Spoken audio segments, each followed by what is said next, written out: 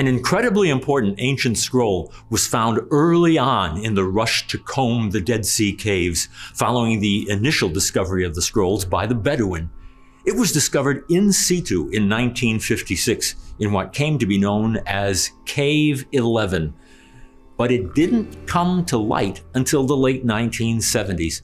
That was when Israeli archaeologist Yigael Yadin, who procured it from Kando after the 1967 Six-Day War, finally published a massive translation of the text with voluminous commentary.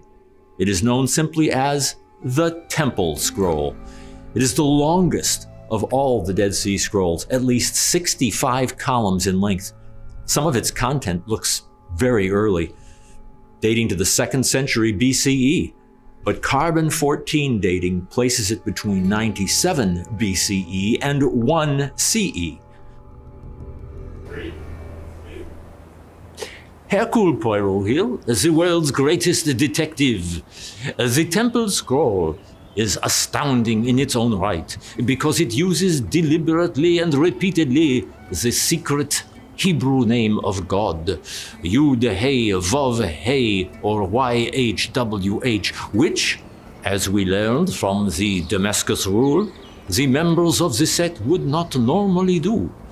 For this reason, along with the fact that God speaks directly in the first person in the scroll, it seems likely that the sect actually considered this to be an additional canonical book of the Torah, a 6th book of Moses. As for the contents of the scroll, it describes a future temple to be erected in Jerusalem in the end of days. It would be erected on Mount Moriah, the site where Abraham was said to have raised the sacrificial knife to slay his son Isaac, only to be stopped by an angel at the last moment. It would replace the present temple, which King Herod the Great embellished and which the sect considered to be corrupt.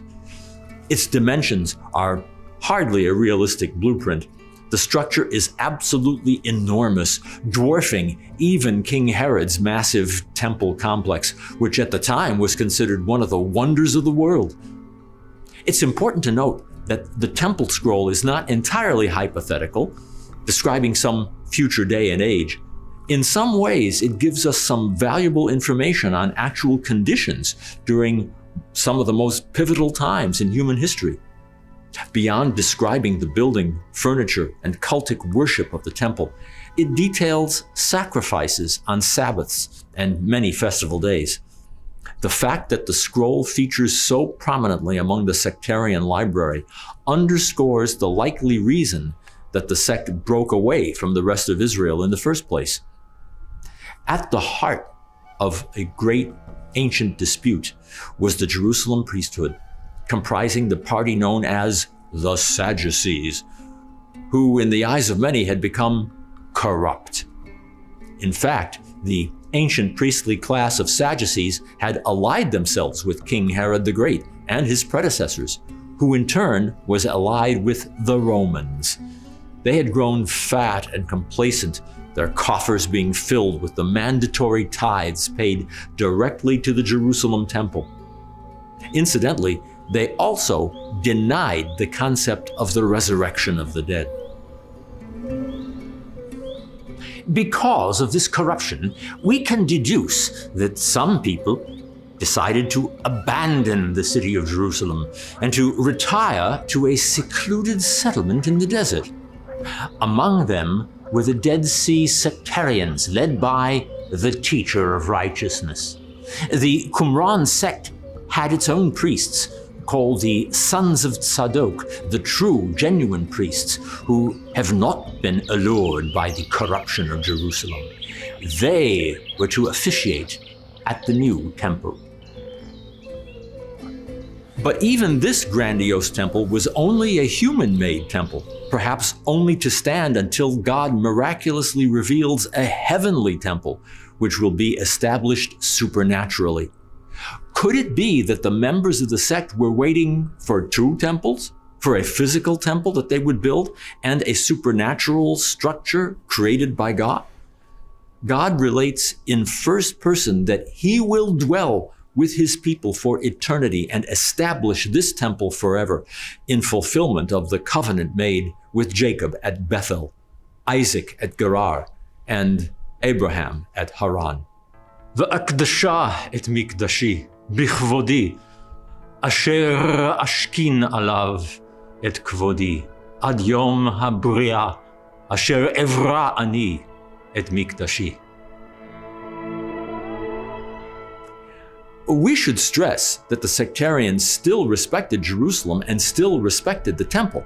They simply longed for a better temple, a future temple which God would build through supernatural agency. The temple scroll does more than speculate about the temple the sect was to build. It sets down specific dimensions for the structure and specifies an entire system of rigid purity laws regulating the sanctity of the structure and all that it contains.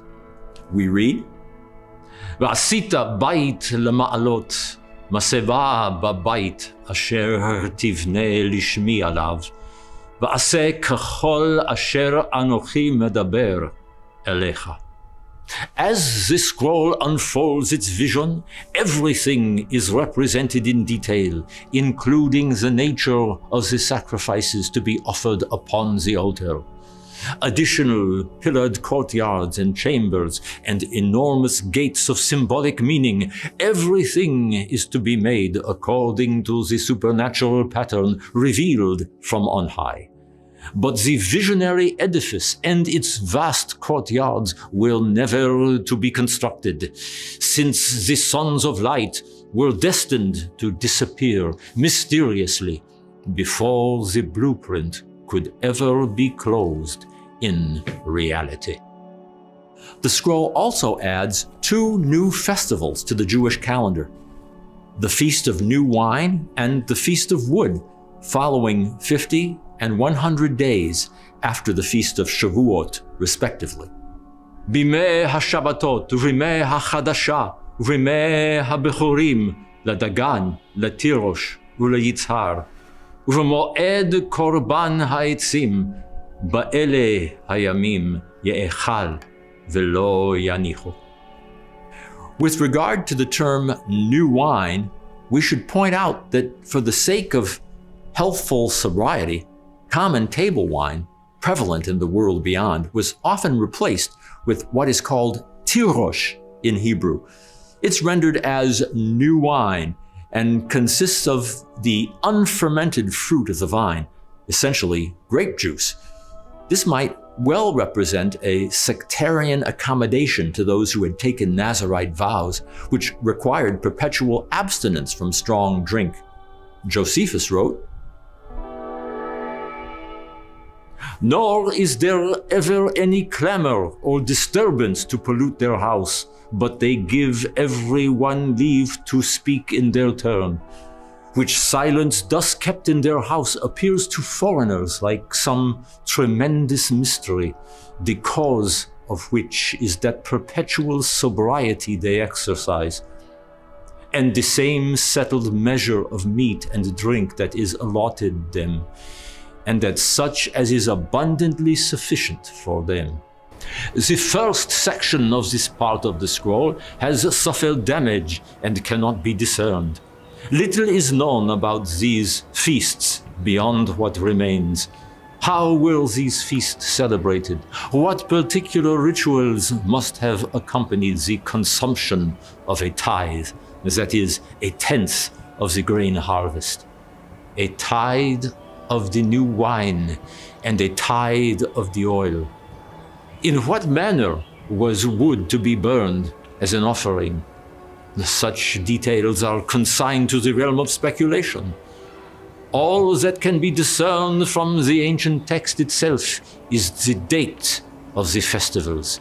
The first fruits of the grain harvest corresponds with the Jewish Feast of Weeks, or Shavuot, and was to be held on the 15th day of the third month. The New Wine Festival was to occur on the third day of the 5th month. The New Oil Festival was to be held on the 22nd day of the 6th month. The Wood Festival was consigned to some period between the 23rd day and the 30th day of the 6th month. The months themselves follow not the Jewish lunar calendar, but a sectarian solar calendar, in which the spring festival of Passover falls on the 14th day of the first month.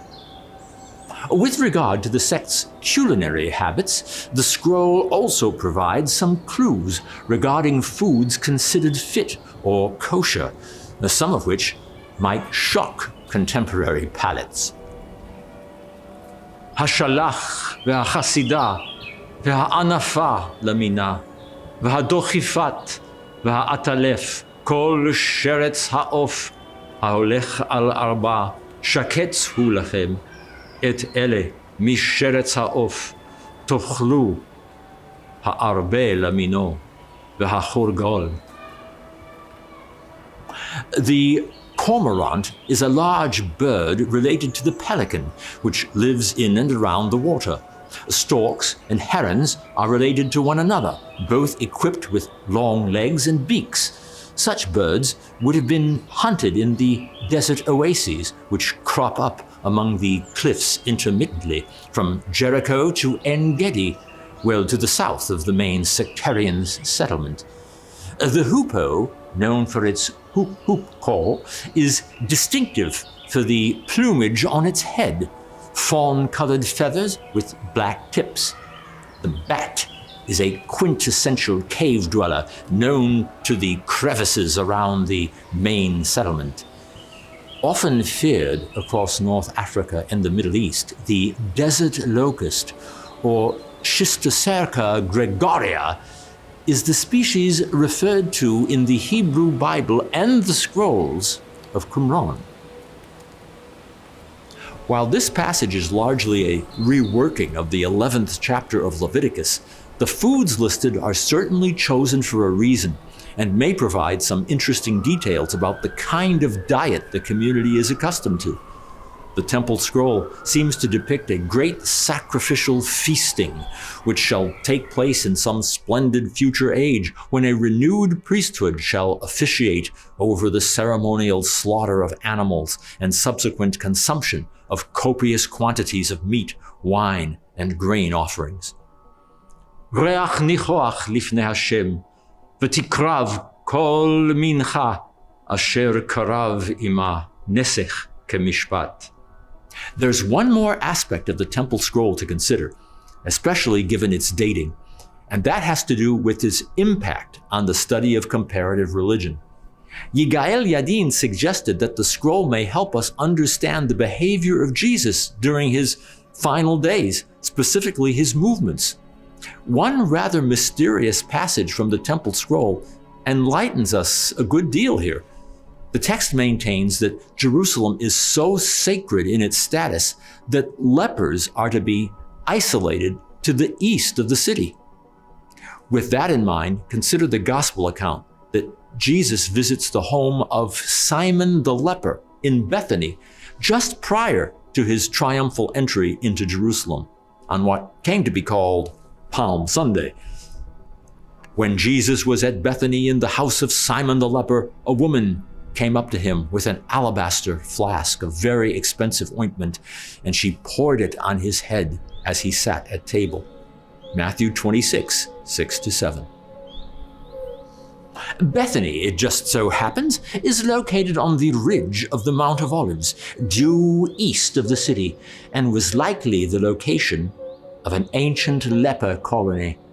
Bethany is also where a man named Lazarus lived, in the story of his resurrection at the command of Jesus after 4 days in the tomb. Lazarus may in fact have died of this disease. The temple scroll, it seems, is recording an actual fact about the isolation of lepers, and Jesus was, as Yadin suggested, deliberately defiling himself by contact with lepers, or at least a leper colony, so as to take a swipe at the hyper-religious sectarians of his day, who were so very concerned with ritual purity.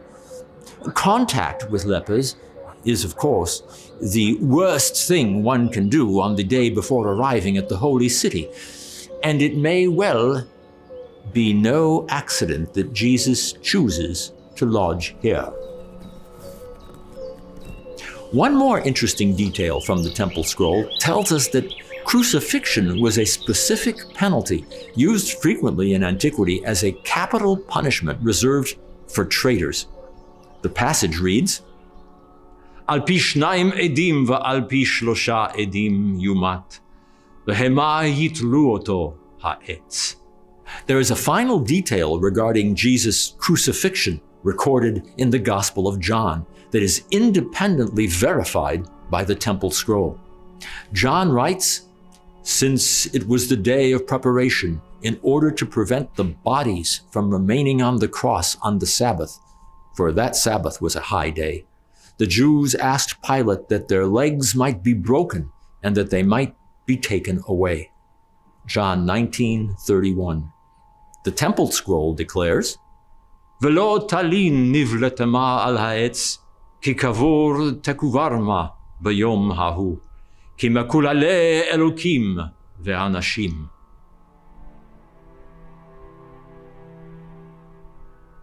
Of course, the scroll never mentions Jesus by name, nor does it claim that the Messiah is to be crucified.